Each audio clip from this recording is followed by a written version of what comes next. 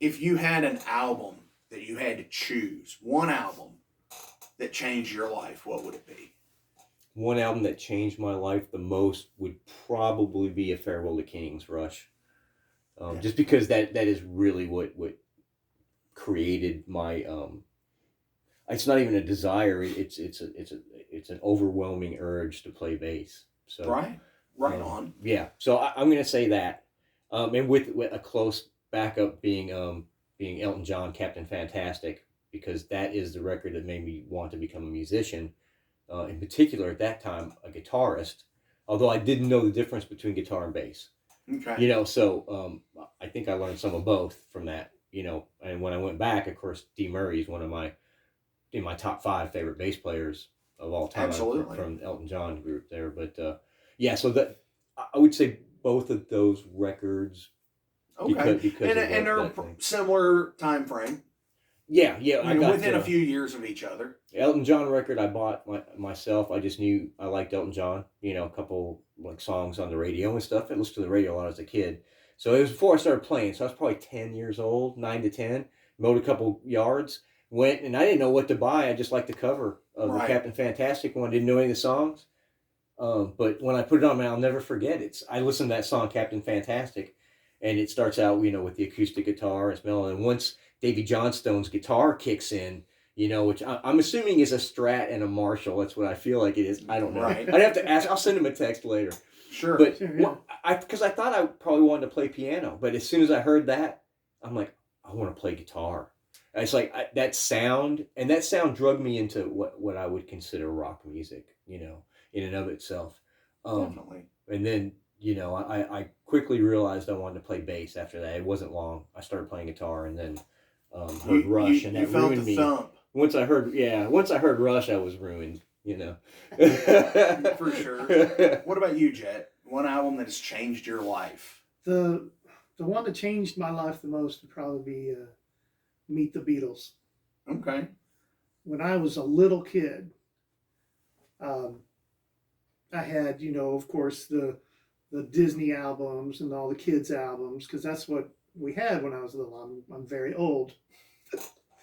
And somebody gave me Meet the Beatles and Magical Mystery Tour. Oh, wow. On vinyl.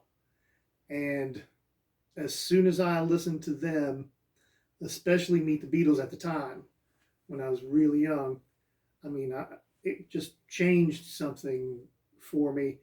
And I listened to it constantly, all the time. And that's where I became aware that there's other kinds of music, right? Other than Disney and your parents and your mom's Rosemary Clooney records. Yeah, all the Christmas albums and stuff like that, right. And all my dad's records of choral music and stuff. Mm. And Hank Williams Sr. He was never into country. Oh. Yeah, he was not that kind of guy. Yeah. But Meet the Beatles changed me first, and then later on, probably, I knew a lot of people going through high school who had all the Zeppelin albums, and that's where I got all my music from, was listening to what other people listened to and buying records. Okay. But I think the one after Meet the Beatles that had the biggest influence on me was ELO's A New World record. Great record. That is an amazing record.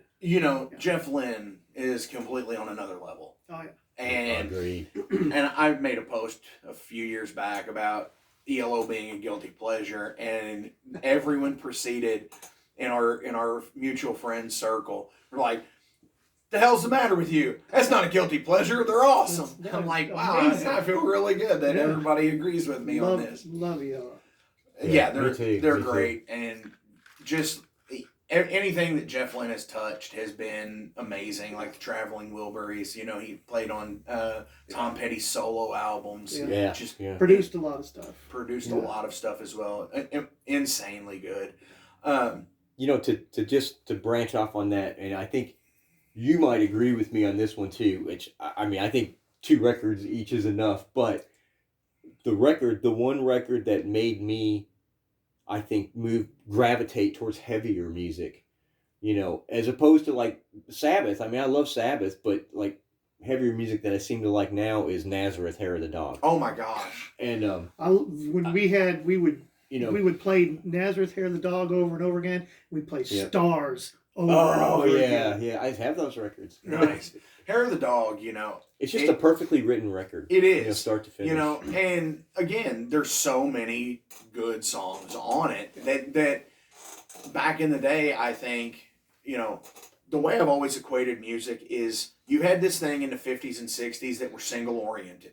They were looking at selling 45s or 7-inch albums in today's world, kids. They were looking at selling 45s and stuff like that. And then something changed.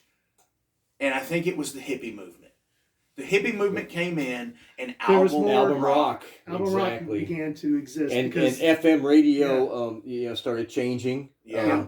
Changing everything. They were playing whole sides. So probably maybe because of the hippie movement, like you said, that makes sense. I mean, you started to have, it used to be the singles and the singles B-sides. That was side B of the record.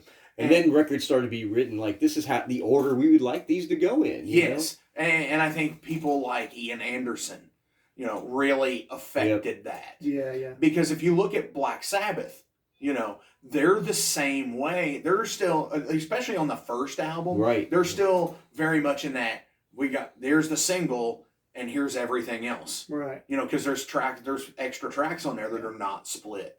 They're one continuous 12-minute song.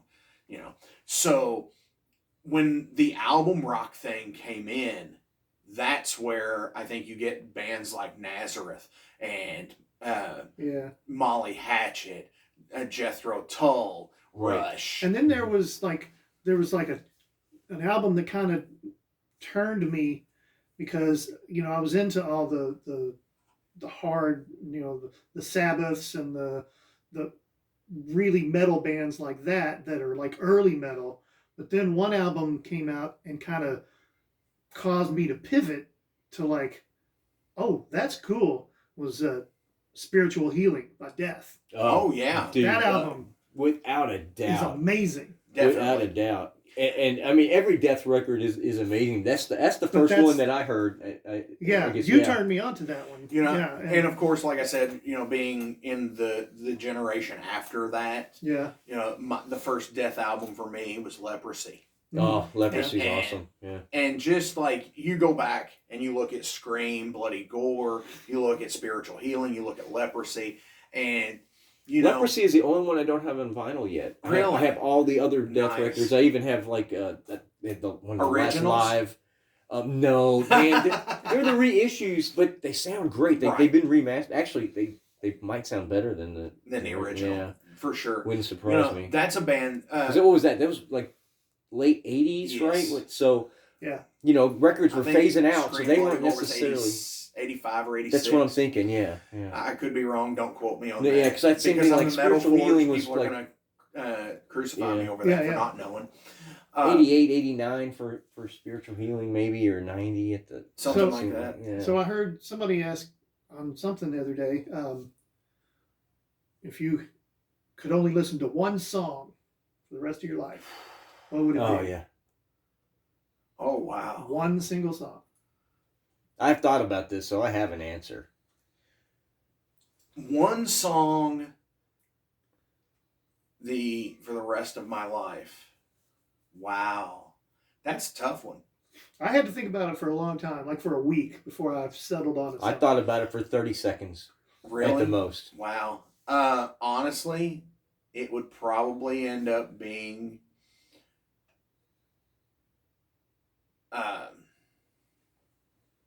it would probably Little Red Caboose. Yes. Dogs. Dogs. Oh, good choice. Good choice. Nice. Dogs. For one, that would be on my it's short entertaining. List. And it's like 13 or 14 minutes. Yeah. Yeah. I always thought that would be a good cover for us. Yeah, it really would be. I mean, because I got to go with something longer that's Right, exciting to listen to. Yeah, yeah. Because I don't want to go with Ace of Spades. 2.5 minutes of the same Right. thing. Which I love. I love Motorhead. So, I mean, something like that. Or, like a Hallowed Be Thy Name, Rhyme of the Ancient Mariner. Something that's longer. Yeah. That's not ridiculously long. Right. Yeah. So, yeah, I would have to go with Dogs. What about you? Hemispheres, Rush Hemispheres. Oh, I mean, it just I came can to see me it. immediately. I'm like, Yeah. and then I thought, well, and then Fountain of Lamneth maybe, but then no, Hemispheres. It's Right. it's so intricate. I think that I could listen to it for the rest of my life and find new things Oh, for sure. all the time, and just Right. be able to pick apart like just the symbols one day, Yeah. and just what I mean, and just this and that. So I thought I could layer my listening for the rest of my life Yes. with what is Cool. a 20-minute song or so. Yeah. For sure. Well, what would be yours? Led Zeppelin, Since I've Been Loving You. Oh, one of the best songs ever written. Yeah. For sure. I can can't fault totally you for that one, man. I No, love that song. It makes me have feelings. it does. Yeah. It does. Definitely. So on the And, on the and I Embers, love the beginning also where you can hear the kick pedal squeaking. You can hear it squeaking. I know. Yes. I know. that's something that I've always enjoyed in recordings, the human aspect of things. Mm-hmm. For example, like you hear the pedal squeak in Yeah. that in Wish You Were Here. You just hear the string noise. Yeah, the Right. string in there. noise, the frets, The fret noise, squeak. yeah. It's- The way you can actually hear the way David Gilmour plays that song. Mhm. And I've seen so many people play it wrong. Oh God, And it bugs me so much. and to see somebody it's play just that. like you sit there and you see it and you're like, ugh. But it's like, no. I had somebody point it out to me at one time and he goes, listen to this. And he's like played that part and played it over again. He goes, do you hear that little slide? And it's just in the back of your mind that you catch it. And then when somebody points it out, it's like, I've been playing this wrong the entire time. Mhm. Wow. And then that's something completely different. I love it. I love little things like that. Yeah. I love, like in Shout at the Devil, where before Neil starts singing, and it's just like you hear something in the music in the background, you hear this scream in the background. Yeah. And it's like, what? Yeah. Cool I like, stuff like that. I like being reminded that it's people making the music. Yes. Exactly. Yeah. And in a world now where there's so many synthetic, it takes away. Music. It takes away from just everything. Especially- bass, drums, whatever. In a lot of like the metal scene, a lot of albums are so sterile. They're all click tracked and Yes. Very much. manufactured, and they all sound the same. They're all some high gain amp. People need to have timing change a little. Even if you Yes. slow up or speed up a little or slow down a little. I mean, it's better for It the makes the listener. song breathe and makes it Yes. feel human. Well, and I think a lot of that is the fact that back in the day when bands like Maiden were playing and writing music, like Number of the Beast, Right. Power Slave, they were writing it. They were going in and writing it.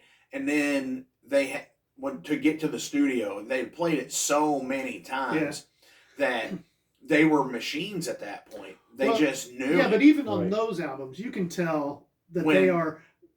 Even if it's not the full band, it's the You can rhythm tell it's- section Yeah. off the floor. It's them playing the Mhm. song together. It's not, they laid down the drum tracks to a scratch Right. and then quantized and edited the drums so they're perfect, and then And put then the bass somebody- over that right, and quantized it and fit it to the beat exactly. That the rhythm is there first. They're first cut. playing it Yeah. live, and they Yeah. are on it. They are dead on what it's supposed to be.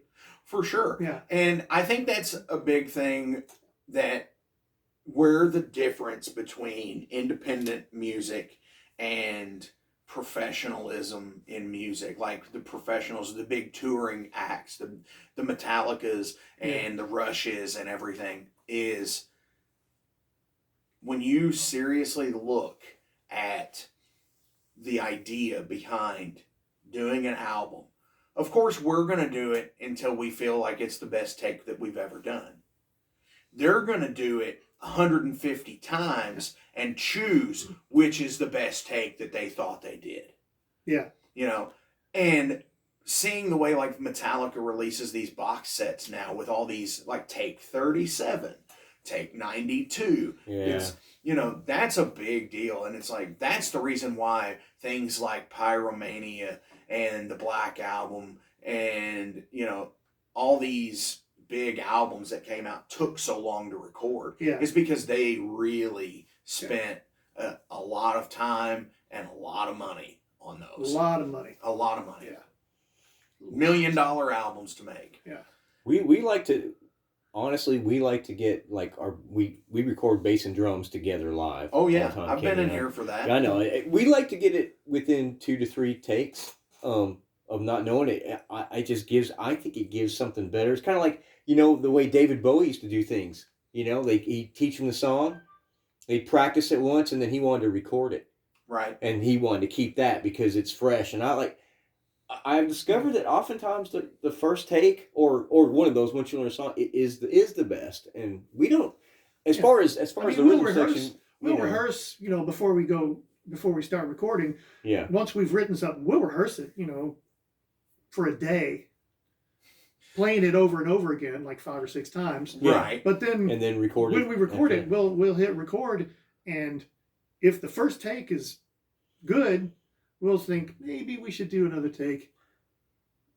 Sometimes we keep the first take. Yeah, sometimes we Right. just don't. Yeah. And that's a great quality to have. But you It guys feels- have that ability to do that. And I'm not saying that not Yeah. everybody does. And we but can you take guys- our time and because you- you know we do it here. You do it here. but you guys have played together for so long. True. It's almost like a wavelength at Yeah. this point. You know, it is you've got a Yeah, thing we that's can- called Radar Love. You know? We do. And that's And great. one to of my have. favorite records. Yeah. Moontan. It's a great album too. That falls. I have into 2 the same- copies, one down here to listen to and one upstairs to listen to. I kid you not. I Kid you believe not. it. Yeah. And it's one of those things that's just like Nazareth, Hair of the Dog. It's on that par of album. Oh yeah. And yeah. same thing with Dire Straits' first album. Yeah. Oh, it's all dude. Yeah. it's all that deal. too. But you were saying about click tracks and metronomes, Yeah. and the first take might be the best one. That's what I like about Frank Zappa. Oh yes. Frank never used a click track. He never used a metronome. You know what he did use? Himself. He was what they played to. Yeah. Right. So when Frank wanted to speed up, he sped up. When Frank slowed down, they slowed Yeah. down. If you watch him live, a lot of the times, if he's not doing something else, he's basically conducting the band. Yes. And so many amazing players have played for Oh, yeah. Frank. Steve Vai. Steve Vai played rhythm. Yeah, imagine that. Yeah, I know. That's how you know you're playing with a good musician. When And- Steve Vai's the rhythm guitarist. Definitely. And I wish I could have seen him, honestly. I saw him, yeah. I figured you had. Yeah. I mean, you've modeled your Yeah. look after him. Exactly. He modeled his look after me. Yes, for sure. But We want to thank you for sitting in On Kenny's Corner. in Kenny's Corner I here. like Kenny's Yeah. Corner. I like the Rush poster. Yeah. I like the Black Sabbath, obviously. You know, here's a quick tidbit. Whenever they were recording 13, Bill Ward Love left the that. I band. love that. It's a record. great album. Yeah. It really is. And I do But- love Brad Wilk, and I know it's bitter, but Brad Wilk's one of my favorite drummers. Right. Yeah, he's really and good. he fit really well for I them. thought so. Mhm. yeah. But the thing about it was if you ever noticed on like all their social media posts, they were using these pictures from back Yeah. in the day, but they were just cutting Bill out of the pictures. So it was like Black Sabbath. I didn't And know every that. time they posted it on my Twitter page, I would go back when they would finally Bill was back yeah. in the band or back in the good graces of the band. I'd be like, who's that guy that's with them? Like every single time. And it pissed so many people off on Twitter. Like, it's Bill Ward, you jackass. Oh, funny. Perfect. But it's like, I've always thought Bill and Geezer, you Oh. know, Oh, yeah. one of the greatest rhythm sections ever. Oh, yeah. You know, Completely and agree. he's and you know, how could I have forgotten Geezer earlier?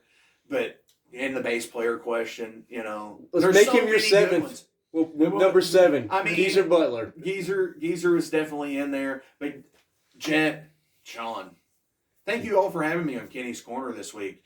Kenny, sorry you weren't here. Well, please remember, everyone, listen to Rifle every day. Subscribe, hit that bell. Put some comments down there. Maybe you have some questions you want to ask Mark.